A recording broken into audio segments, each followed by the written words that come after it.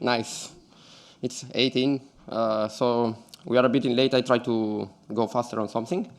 I am Giovanni, and some know me with my teenager nickname, iJo90.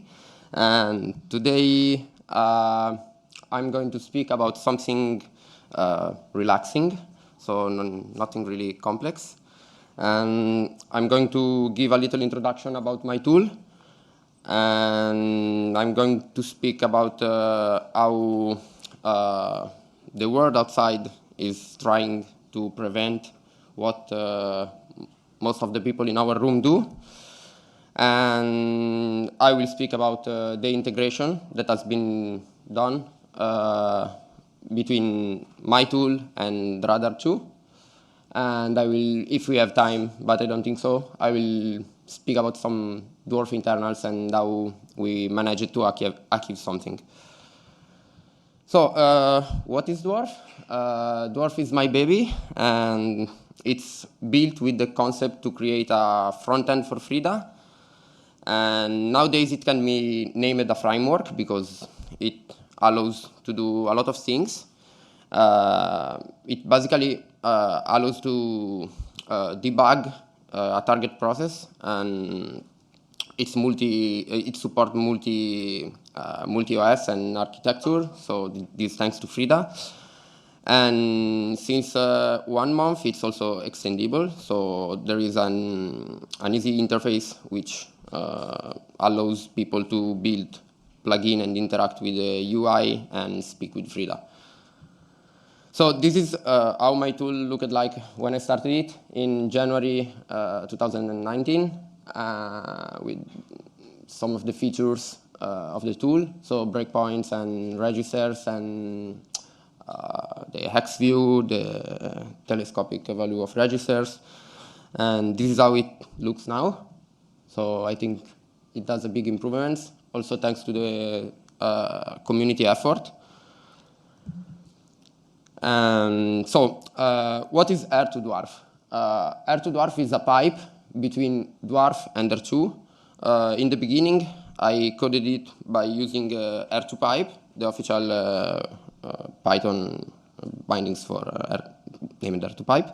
But I figured out that I was needing something for achieve something, so we ended up create our own implementation, very small, which is still a rip of the original code, and it enriched the UI, the debug widget with graph and the compiler, thanks to r2deck.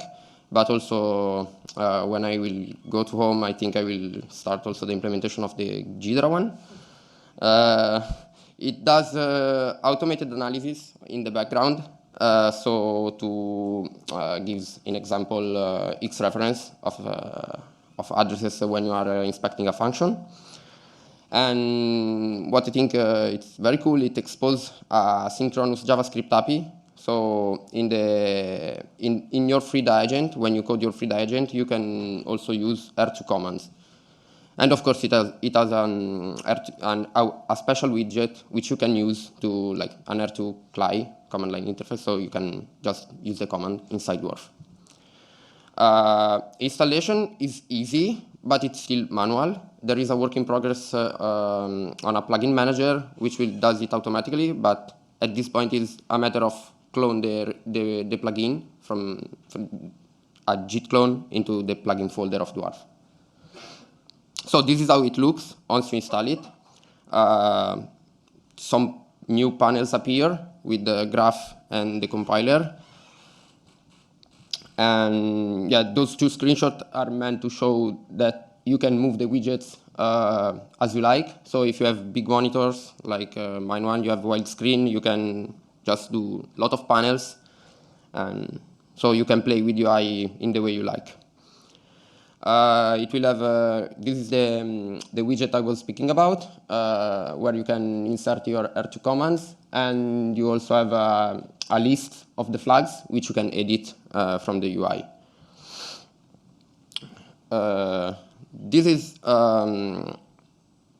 These slides, I built it this morning after the talk of Grant, because he was thinking to build a dwarf plugin. So I want to show you how it's easy to build a dwarf plugin.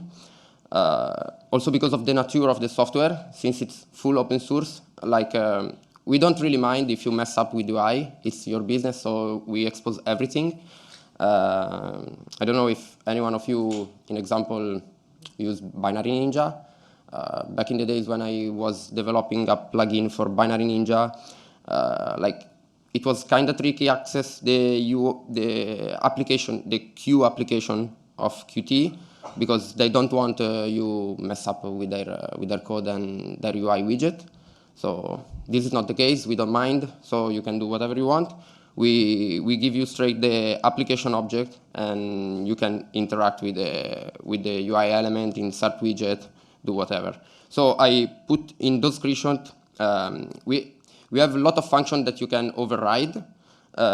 So in example, you can override the get agent. So if you want to expose new JavaScript API to users, or you get a get top menu actions, which was kind of tricky to add them. So I created these small functions to make it simple. And you got a lot of event. In example, this on system UI element created. So when Dwarf create the widget of breakpoints, in example, if you don't like the red color, you can just change it to whatever you want. So this part of the talk is about about my research of the past month. So what's the challenge of people doing open source tools? So is there anyone here which has open source tools available on GitHub? Yeah, of course. Nice. So the global challenge, I think, is to involve the users to use your tool, and to do so, you have to make it simple. So of course, it needs to fit all the cases, which is impossible since it's my side project, and I'm not full focusing on it, but you should try to be abstract and involve the user to use the tool. So if you are familiar with Frida and you use Frida, what's your standard approach when you want to debug an application or a process?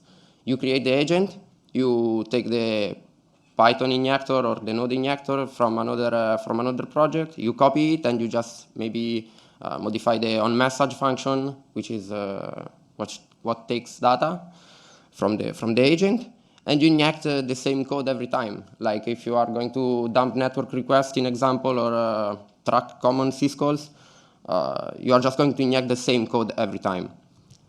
And that's good. I mean, it's how you want to do it, because in the end, no one will look at this code in the future. So it's your own code. You can inject whatever you want, but it's redundant. It's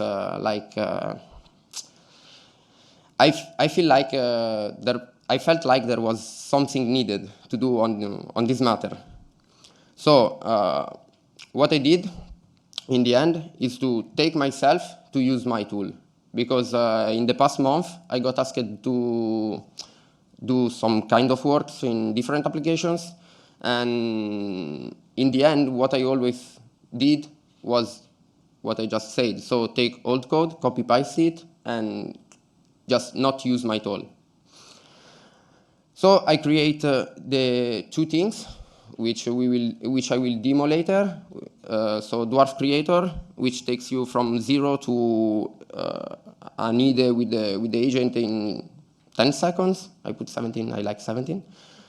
You will have Dwarf Injector, which is just Dwarf without the UI. So if you are used to just debug and do instrumentation with console logs, it will be super fine, and you have all the set of Dwarf API ready to be used. I recoded the whole JavaScript agent used by Dwarf in TypeScript, so I'm able to provide typings with inline documentations for popular IDE. So VS Code and IntelliJ, in example, are the most popular one. And well, separate breakpoints from interceptor is some kind of bad things I was doing, and those is fixed too now.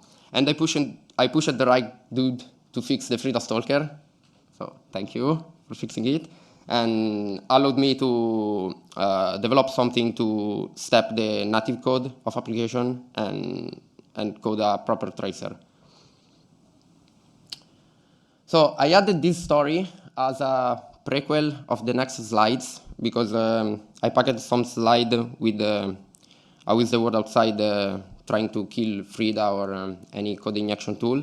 So I was in Washington 3 months ago, with all the guys in the first line. And after that, I took some holidays in New York City, and an engineer from Finland asked me to check a governative application, which was crashing with and without Frida. And those marked the end of my holidays. Yeah, it was super bad. So this application is meant to prove the identity of the owner of the device. So it's meant to replace the driving license. So when the police officer stops you, instead of showing the paper driving license, you will show your details with the app. So pictures and names, and there is a QR code which the police officer can scan and get the data on each side. The protector was totally unknown, but Eduardo with where is Eduardo? Raise your hand. Yeah, I can see you. There is this big light. So he found out the packer in 0.2 seconds, and it was unknown at us. And the effort to bypass all the protections was just crazy. So this is the proof. I was around New York with the sunset, but I was thinking in the end, how do I crack it? Crazy days. So the challenge was to crack the various layers at first, but also to take out the personal data of my friend engineer. So he gave me his credential, and we simulated a compromised device. And the final goal was to fake the data and the pictures in the application. Okay, so why this application was painful to debug? Because first, the application was crashing without Frida running, and I was trying to understand why it was crashing with Frida. And so, but the fact is that before the root check, they chained a Frida check. So in the end, it was first crashing with the Frida check, and I was not understand what's going on. So I tried to use strace, but there was a ptrace check before the Frida check. So this was kind of a pain, you know. And the solution is full documented on my blog. So if you are interested later, you can get there. But basically, I did bypassed one by one all the layers, and it was super unstable. Sometimes it was crashing, sometimes it was working, maybe some CRC kicks in, I'm still unsure. But later I figured out a CMP instruction after each checks, which I named something like a debug ball. I don't know, something like is debug, is developer, something like that. And altering the return of these functions was tango down any checks. So this is how it went in the end. But there, in my blog, there is all the details about it. If you are curious, you can check it out. So I packed together how the insecure world is preventing code injection.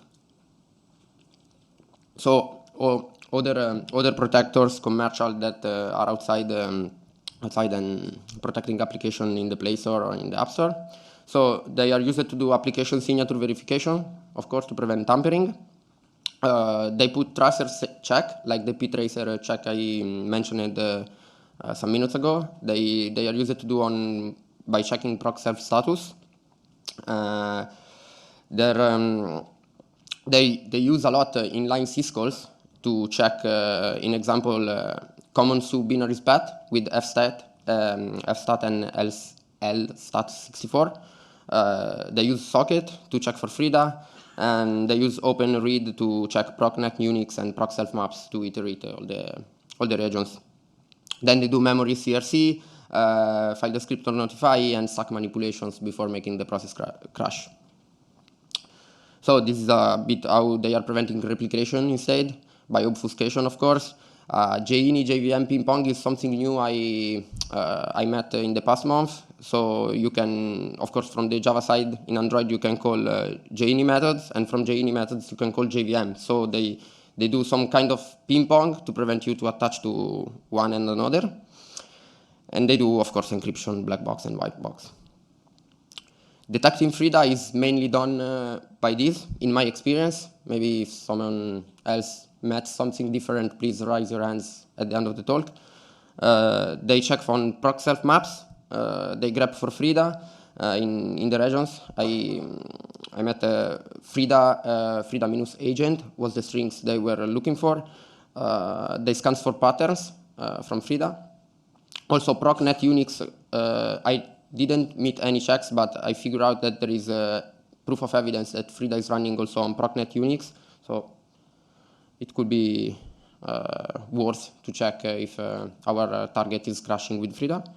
And well, they ping all the listening sockets to check if frida is responding to the authentication.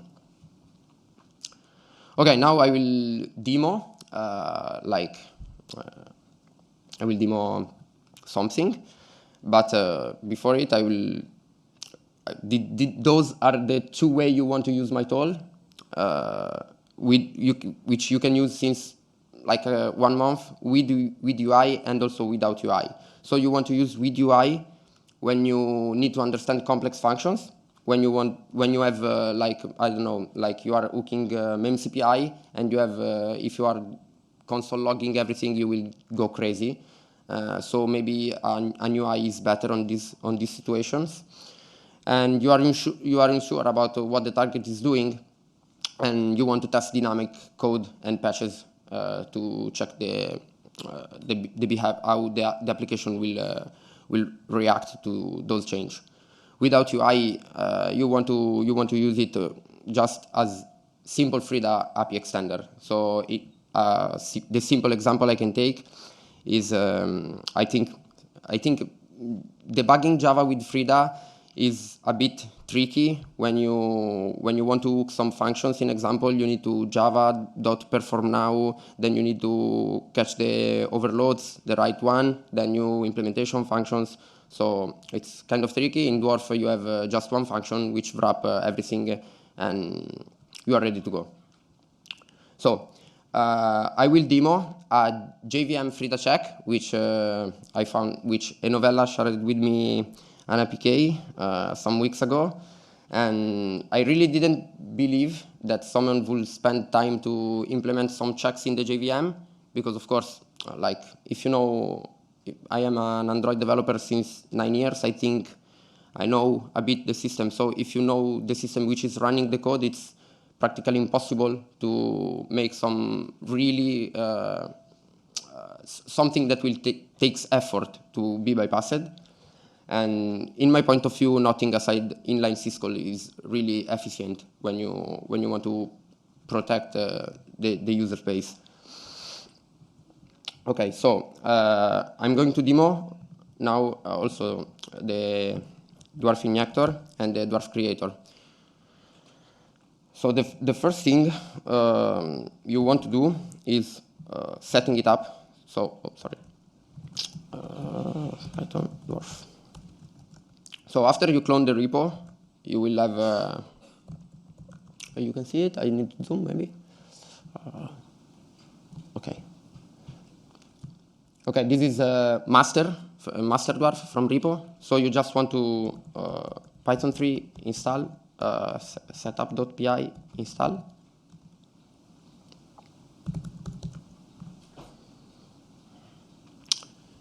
Whoop, I need to go. Okay, so at this point, something new appears. So you can use dwarf creator and what dwarf? Oh, where is it? Whoop. And dwarf injector. So if I do, okay, appear. Nice. So what we want to do is creating a directory. So I will call it test. Oops, take this. So test2. Yeah, sure. Sorry. kind of painful because I'm now used to Ubuntu and using the MacBook keyboard. I need connection for this, so give me just 1 second.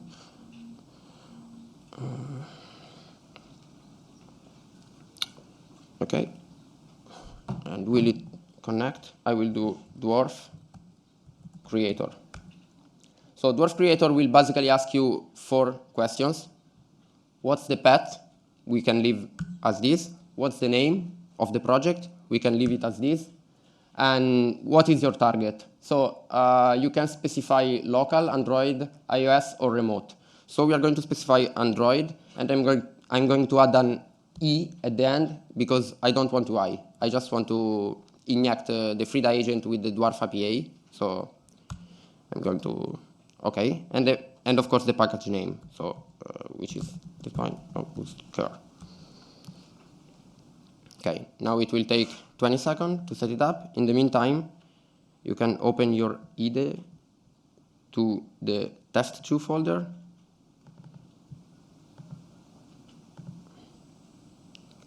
So it was in project, test2, new window. Okay, nice. This is the structure. I can zoom the same. Okay, so you can go inside agent.is and you will have auto completion for frida API and also for dwarf API, if you know them, like put breakpoint is API from dwarf. And if you get inside, you have also the documentation and all the also some examples if you need it. So what we are going to do now, and this demo is exactly how I did it when I first checked the application. So let me plug in visors also. I have visor, okay. So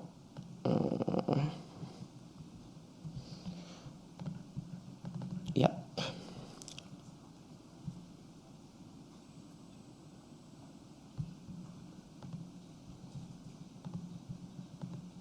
Oh yeah, okay. Wow, it's too big. Okay.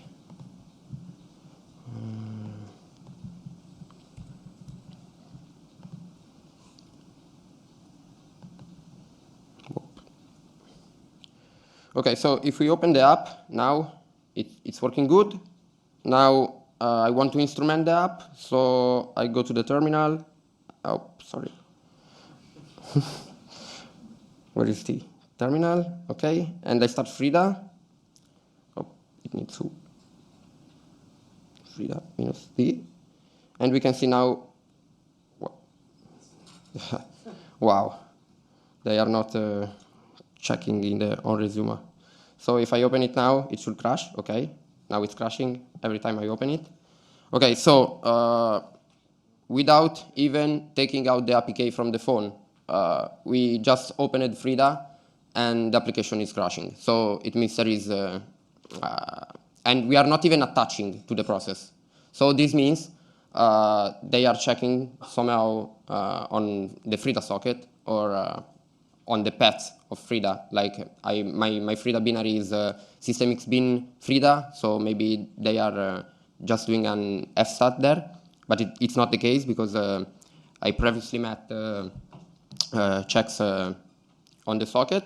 So what I did was first spawning dwarf without agent. Dwarf, when you run the application, dwarf has some console log which will pop and show you what classes are loaded from the class loader and the native modules initialized.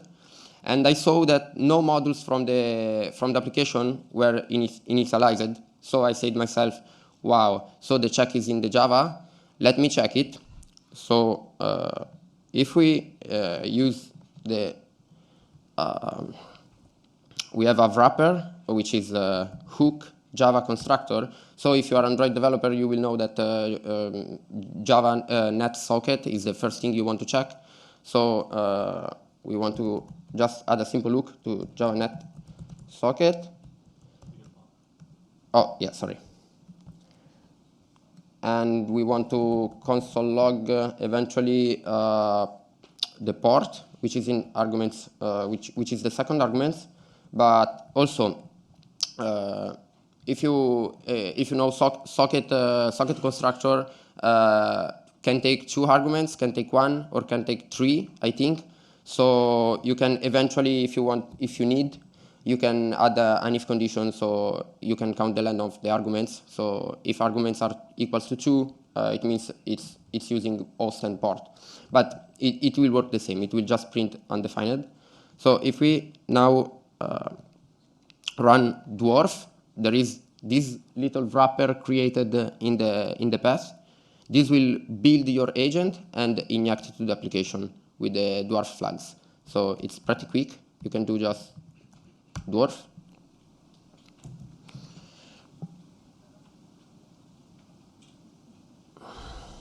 Yep, trying to spam. And you can see that the argument is the frida port. So at this point, if we just change, well, I say the 5 line of crack because I added the check. If arguments 1 is, I got this keyboard, 27042, we just want to set it to like 20, and if we run again, where is visor?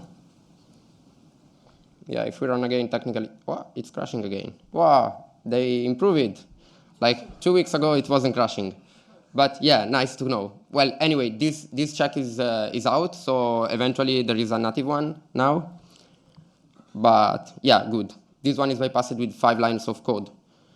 So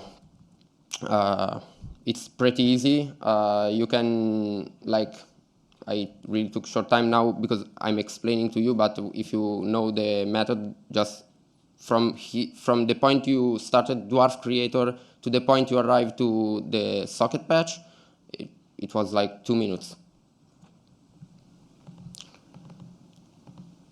Okay.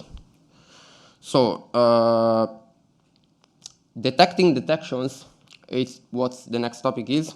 Strace is your friend as far as there are no ptrace checks as the previous scenario I was speaking. So this is something I'm used to do. I'm used to console log the process ID and sleep the thread for 10 seconds just to have the time to spawn another terminal and start this trace. This is something very useful if you want to like track something that use a lot of inline syscalls, some checks. You want to fudge for strings. In example, this is str, strcmp, memcpe, and you want to grab for common string. This is how I figured out that they were checking the frida agent string inside all the memory region on proc self maps. And this is something tricky I didn't really test it, but one more way could be to prevent memory accesses to frida space from outside the frida space, which, well, it's not easy, but it's not impossible as well. So as I said at the beginning, Ule fixed some stalker issue that now allows to step the native code, and so you won't be really, well, Strace is more efficient than my implementation. I will work on it to make it better, but actually also with Dwarf you can trace inline syscalls, and with the R2 plugin now you can have functions detail, graphs, the compiler, and the JS API. So this is a bit of internals before I show an example of the R2 API inside the JS agent. How I did the step. So imagine a scenario in which you have a one-shot trampoline from frida, so an interceptor attached on a functions, on an offset. So one shot means after it's hit, you remove it, so the ASM is clean, it's the correct ASM. So what happens when you start the stalker follow? The first block of code from the module space is copied into frida space, so to allow so in the wait frida put a jump to jump on its space, so this block of code is moved to frida space to be executed later. Okay, so in the frida space something happened, so frida is set up its things, and during this setup its things there are 5 return instructions, and ARM64 only got one more block of code executed, and then it executes the first block of code which was moved from the module space. So if you want to step, this is exactly when you want to breakpoint, but it was kind of tricky because it's still in the frida space. So to detect exactly where to breakpoint, I'm simply counting the return instructions, and if it's ARM64, I let it execute one more block, and I put a breakpoint in the frida space, so to allow to step with frida, and then it jump back to the module space to continue the execution. So you can keep stepping, and it's cool. You have all the context, so you have all the registers, and if you are using, I don't know, with some tools like Unicorn, when you do debugging or any other emulator, this could be a valid replacement, because, well, there is an implementation also. You can step to the next function, to the next jump, or so it's kind of cool. If you try it, let me know. There is some work to do. It's not finished yet, but it's working and it's nice. So I will show you now an example which is also in the dwarf repository, which is the best example I create for showing the r2 commands inside a frida agent. So I will also run this code. So we are going to do just the same. So we are going to create this test tree. mkdir test tree. So I'm going to use again my creator. Yep. It's okay? Yeah. Okay. I'm going to use dwarf creator once again. Like name, it's not important. It's still Android with init. So our target package is my favorite game. And well, I'm not really going to show anything special. I'm going to show how I managed to get with easy the initialization, the pointer of all the functions in the initialization array, because all the protections are happening there. But if you are an Android developer, you know that since sometimes there is a new packaging system now in Android, which is called a app bundle, and the linker in Android now is not reading the native libraries anymore they are not extracted anymore during installation, but instead they are inside the APK. So you will see, if you step the linker, you will see that when it dl open the library, there is a exclamation mark which tells the linker that I want to read inside the zip, and then read the library inside the zip. So I tried in any way to achieve this also by using native functions from frida, so to use the linker functions to get inside the APK and read all of this for reading the elf of the library. Of course, sorry, I forgot to mention. We want to read the elf headers of the library, but it turned out to be like 200 lines of code, and it was super over-engineered. So I said, okay, let's use r2, which are like 39 lines of code, which could be simplified even more. This is just an example. And if we run this code now, I will also explain you what this code is doing now. Let me just open the directory, test tree. Yeah, new window. So, oops, test tree, S3. Okay. Okay, this is TypeScript, so we need a declare function r2 with gmd. Okay. So what I'm doing here is using Dwarf API to hook module initialization. If you will ever go to my blog, there is some notes also about this. I'm stepping the linker to expose an API that will notify you when a specific module is loading. So you have an opportunity to instrument also initialization array, which are initialized by the linker. So you get your callback when the module is initialized. And what I'm doing is seeking there with r2, and I'm using pfj command with the so infrastructure. So this is a bit hard-coded. Pancake told me there is an easy way to do this, but well, it's good to show it. And then I'm just iterating the array and printing the values of the pointers. So if we run this code now, if the demo god are with me, dot slash, the target will crash because it's protected from frida, but we should be able to see the initialization array. Whoa, I need to wake up the device, otherwise I'm not sure.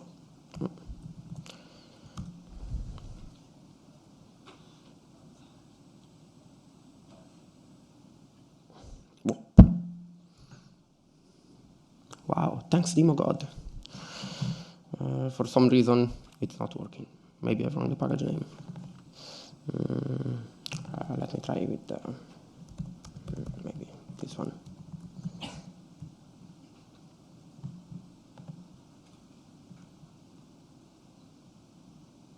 Wow, negative. Okay, so it was working here, so it must work now too. Let's go with this. With the what's happening?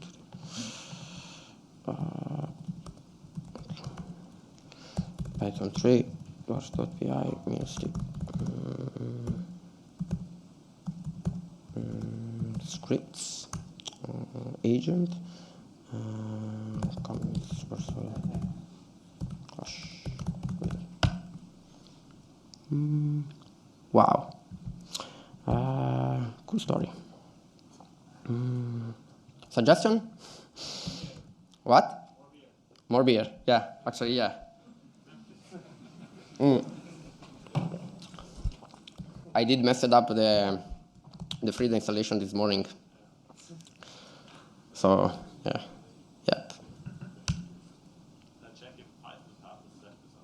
What?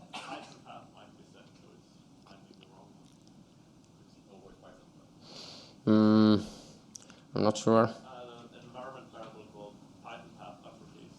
Check if it's maybe there. Yeah, I'm not sure we have time. Like, I'm just in extra time. But well, I have maybe. Let me check if I have the result, because I was trying just 1 hour ago, and naturally, somewhere here I should have this array. Not here. Well, I'm sorry that I can show you guys this demo, but yeah, in a working environment, this is printing the initialization array. And this is also in the example of Dwarf, so if you want to try it at home, it will work for sure. I will say, let's go.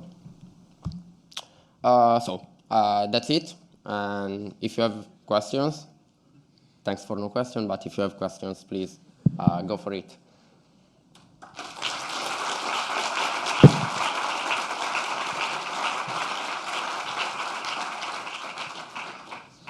Wow. Any questions? Yep. Oh, I can see. Can those lights be like, or maybe the light there, because I can't see anything. Oh, really? So my question just, can you share the scripts that you... The one with R2? Who is speaking? Can you raise your hands? Because, right okay. here. Hello. Yeah. Hey. Can you just share the scripts? It would be cool to see how, like, The R2 like one? examples. The R2 one? The last one. The R2 one. So if you go in the GitHub of Dwarf, there is one folder example, and it's the Unix script inside it, with also the README and probably there is also the result, what it print. So it's a unique example. It's in the r2dwarf GitHub repo or the It's dwarf? in dwarf repository. Oh. There is a folder example. I can show you. Look, that's the master repo. So you see there is Android init with MD. No, yeah, there is the screenshot also of the. Well, I'm connected to internet, so I can show you. Actually, what will you see? So this is what it's gonna be printed. This is the array is just here, and what is up is the structure of the show info. Thank you. You're also, welcome. Also, really cool tool. Thank you. Thank you. More questions? Yeah.